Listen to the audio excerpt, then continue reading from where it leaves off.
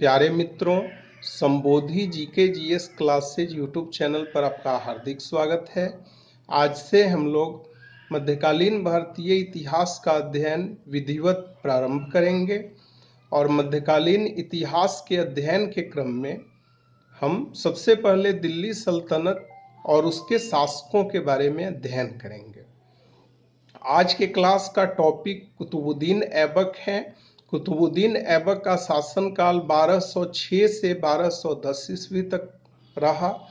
कुतुबुद्दीन ऐबक मोहम्मद गोरी के विश्वसनीय दास अफसरों में से एक था। जब 1192 में तराइन के दूसरे युद्ध में मोहम्मद गोरी ने पृथ्वीराज चौहान को पराजित किया तो भारत का जो भी क्षेत्र मोहम्मद गोरी के अधीन आया वहां का प्रशासक उसने कुतुबुद्दीन ऐबक को अपॉइंट किया और उसे वायसराय नाम दिया गया। इसी प्रकार से कुतुबुद्दीन ऐबक के बारे में यह बात जानना भी महत्वपूर्ण है कि कुतुबुद्दीन ऐबक भारत का प्रथम स्वतंत्र मुस्लिम शासक तो था ही, इसके साथ साथ वह दिल्ली सल्तनत का संस्थापक था। कुतुबुद्दीन ऐबक के नाम में जो ऐबक शब्द लगा हुआ है, ऐबक शब्द बेसिकली तुर्की भाषा का शब्द है जिसका अर्थ चंद्रमा का स्वामी होता है। कुतुबुद्दीन ऐबक उदार प्रकृति का था जिसके कारण उसे लाख बख्श के नाम से भी जाना जाता है। इसी प्रकार से कुतुबुद्दीन ऐबक ने 1194 ईस्वी में दिल्ली में कुतुब मीनार की आधारशिला रखी जो पूर्णतः बनकर तैयार हुआ इल्तुतमिश के शासनकाल में। और आपके लिए यह जानना महत्वपूर्ण है कि कुतुब मीनार उसने चिश्ती संप्रदाय के सूफी संत कुतुबुद्दीन बख्तियार काकी के सम्मान में बनवाना प्रारंभ किया। इसी प्रकार से आपके लिए यह जानना महत्वपूर्ण है कि कुतुबुद्दीन ऐबक के शासनकाल में दिल्ली सल्तनत की राजधानी लाहौर थी। भारत में प्रारंभ में दो मस्जिदें जो बनी वह कुतुबुद्दीन ऐबक के शासनकाल में ही बनी। कुतुबुद्दीन ऐबक ने एक मस्जिद का निर्माण दिल्ली में किया जिसका नाम कुब्बत उल इस्लाम मस्जिद रखा गया, जो कि भारत में निर्मित पहला मस्जिद था। और उसने दूसरा मस्जिद अजमेर में बनवाया जिसका नाम 2.5 दिन का झोपड़ा था। इसी प्रकार से कुतुबुद्दीन के बारे में यह जानना महत्वपूर्ण है कि उसने अपने सैनिक मुख्यालय को इंद्रप्रस्थ में एस्टेब्लिश किया जो कि आज के दौर में दिल्ली में स्थित है। साथ ही कुतुबुद्दीन के बारे में यह जानना भी महत्वपूर्ण है कि उसने अपना जीवन मल्लिक और सिपह सलार जैसे सैन्य पदों से शुरू किया। कुतुबुद्दीन के बारे में एक और चीज जानना महत्वपूर्ण है कि उसने खुद से सुल्तान की उपाधि कहीं भी ग्रहण नहीं की। साथ ही कुतुबुद्दीन जब सुल्तान बना था तो उस समय तक तो वह दास ही था। तो आगे चलकर जब मोहम्मद गोरी की मृत्यु हो गई तो मोहम्मद गोरी का भतीजा जो कि उसका कानूनी उत्तराधिकारी भी था जिसका नाम गयासुद्दीन महमूद था, उसने कुतुबुद्दीन ऐबक को दास्ता से मुक्ति का प्रमाण पत्र भेजा और उसने कुतुबुद्दीन ऐबक को सुल्तान की उपाधि से विभूषित किया।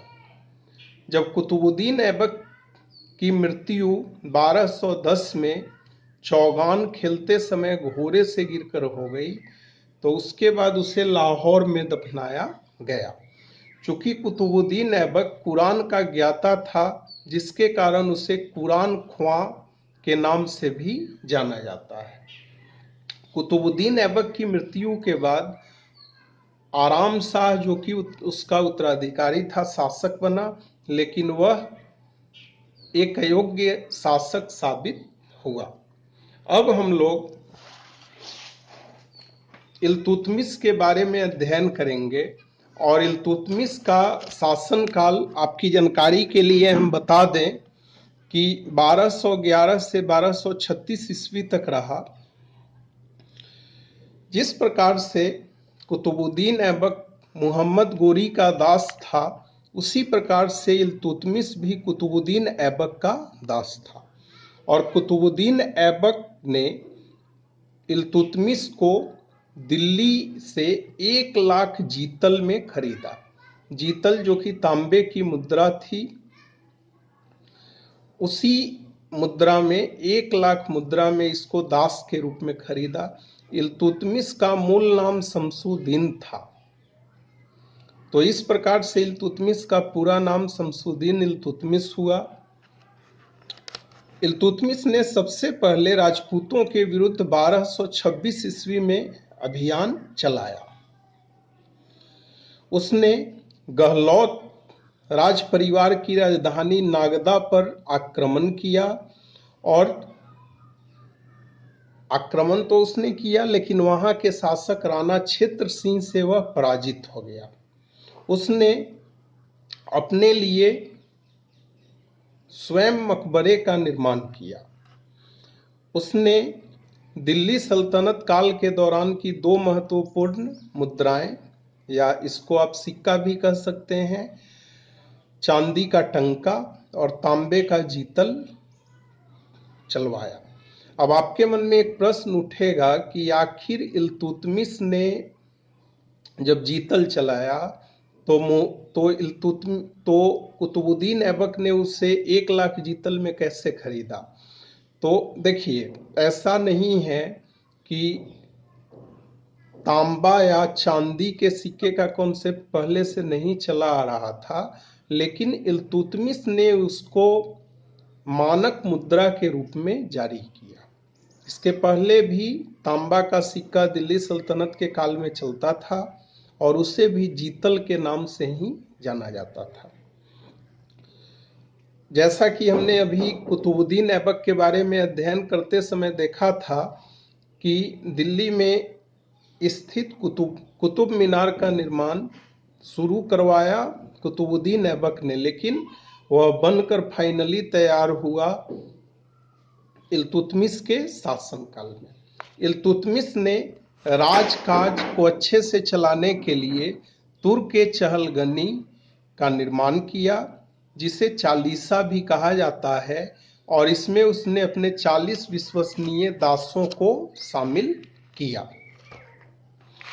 उसके शासनकाल में ही पहली बार मंगोल शासक चंगेज खां का आक्रमण हुआ, जो कि 1220 ईस्वी के लगभग हुआ।